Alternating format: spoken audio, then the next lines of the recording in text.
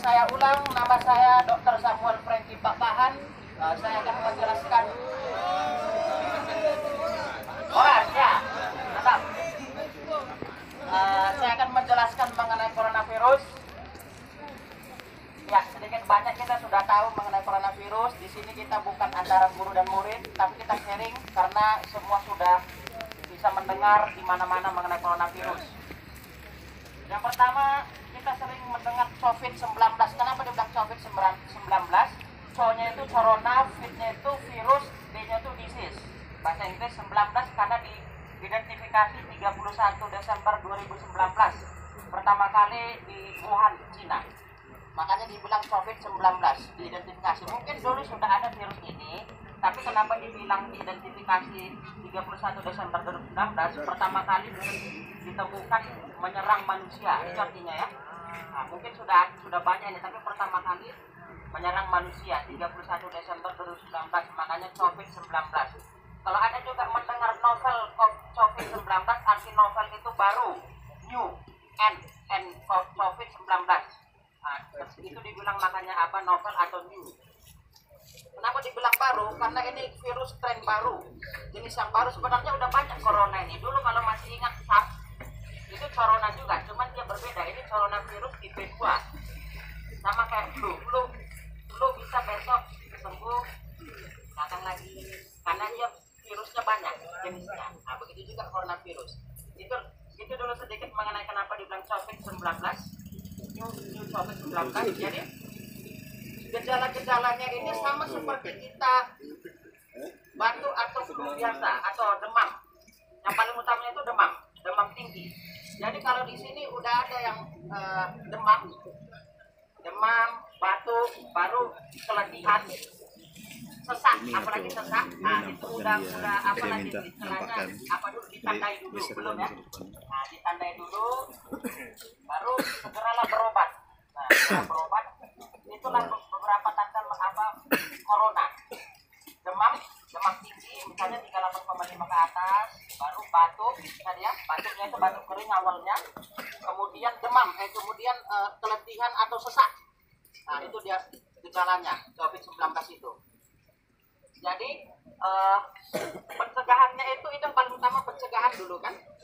Pencegahan penularan ini bisa melalui droplet katanya. Artinya gini, misalnya batuk, dari sekret batuk itu misalnya kan, kalau nggak misalnya kita halangi, kita ginikan misalnya, atau kita ginikan, bisa kena orang. Jadi terhirup kita batuk orang itu. Nah, dari situ penularannya. Kemudian misalnya kalau kita tidak rajin cuci tangan, makanya kita harus rajin cuci tangan. Misalnya gini kan, kalau kita batuk, nah ini udah ada di sini sekretnya gitu kan, halaman kita lagi flu, kita gini kan. Nah, jadi itu makanya lagi booming, jangan salaman dulu. Nah, begitu dia. Misalnya batuk nih, kita salaman, kita flu. Nah, jadi tertular lagi. Makanya harus rajin cuci tangan. Udah itu kalau bisa hindari keramaian. Bubar lah. Kalau sepi, Pak. Nah, itulah nasib kita ya. Kalau orang bapak keramaian, kalau kami bahkan orang sakit. Nah, jadi masih lebih tinggi kami resikonya. Tapi nggak apa-apa, artinya kan ya istilahnya namanya mencari rezeki ya. Cari rezeki artinya pastilah kita dilindungi Tuhan kan, gitu kan. Amin. Nah, jadi kalau seandainya udah ada begitu, kalau bisa orang yang batuk atau demam tersebut yang menunjukkan gejala tersebut, segeralah pakai masker untuk melindungi. Baru etika batuk yang benar itu apakah begini atau gimana? Sebenarnya yang benar itu begini. Ya? Nah, jangan gini. Jangan gitu ya. Gini pun jangan. Kalau kita kan sering gini kan. Nah, kalau kita batuk kan begini, salaman kita kena orang. Jadi lebih bagus gini. Itu batuk ya, etika batuk yang benar. Nah, jangan Bisa lagi begini ya, atau dengan tisu steril nih, buangkan. Jangan kain. Kalau kita kan sering kain misalnya kan, kalau kain besoknya itu lagi gitu. Menular yang baru. Jadi tisu yang sekali pakai buang. Begitu ya. Kalau nggak tisu, ini ya, batuk ya. Jangan gini, nanti kita salaman dengan istri atau apa, ponakan. Begitu etika batu yang benar. Kemudian selain daripada disarankan tadi dari keramaian, kalau bisa istilahnya jarak orang dengan orang setidaknya 1 meter. Itu. Tapi kan istilahnya itu kan apa? Artinya kalau begini kan tidak mungkin. Bagaimana sebaiknya saja.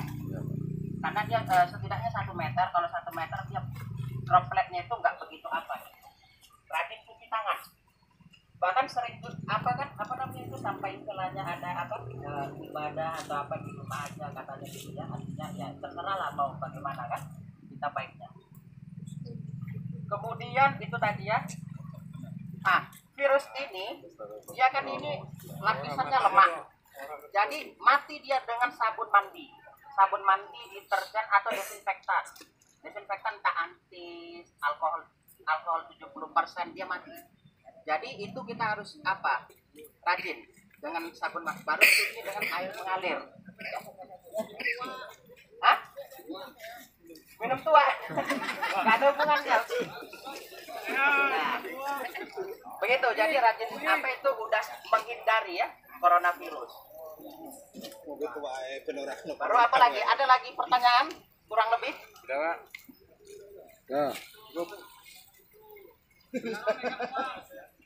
Oh iya. Tawa aja bapaknya nih. Boleh? Silakan.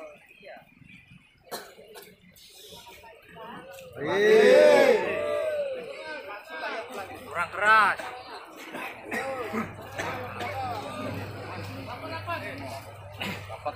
Rapat. Sini perkenalkan, nama saya Nici Yurika, perwakilan dari Klinik Berkah untuk mendampingi Dr. Samuel.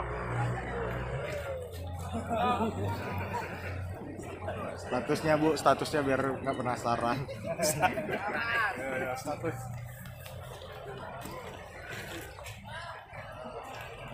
Selamat pagi buat kita semua. Wah, suaranya keluar semua ya. Kalau kayak gini. Perkenalkan, nama saya Janipar. perwakilan dari Klinik Berkah. Status.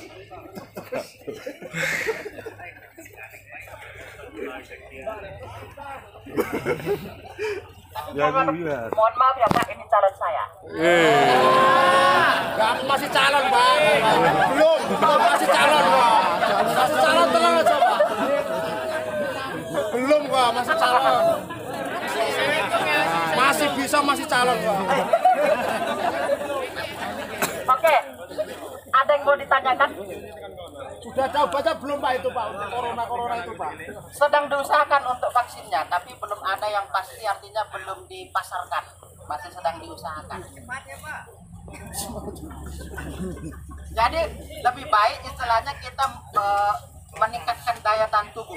Meningkatkan daya tahan tubuh istilahnya kita dengan makanan bergizi. Boleh. Cukup istirahat, baru istilahnya olahraga. Ini kenapa ya? Jangan begadang terlalu lama. Pokoknya bagaimana meningkatkan daya tahan tubuh. Kalau untuk vaksinnya masih sedang diusahakan, belum dipasarkan ya. Baik, ada lagi yang mau ditanyakan? Ini pertemuan mungkin sekali seumur hidup. Tuh, janganlah. Oh jangan ya? Oh baik. Oh, tidak apa-apa, asal cocok apanya kan.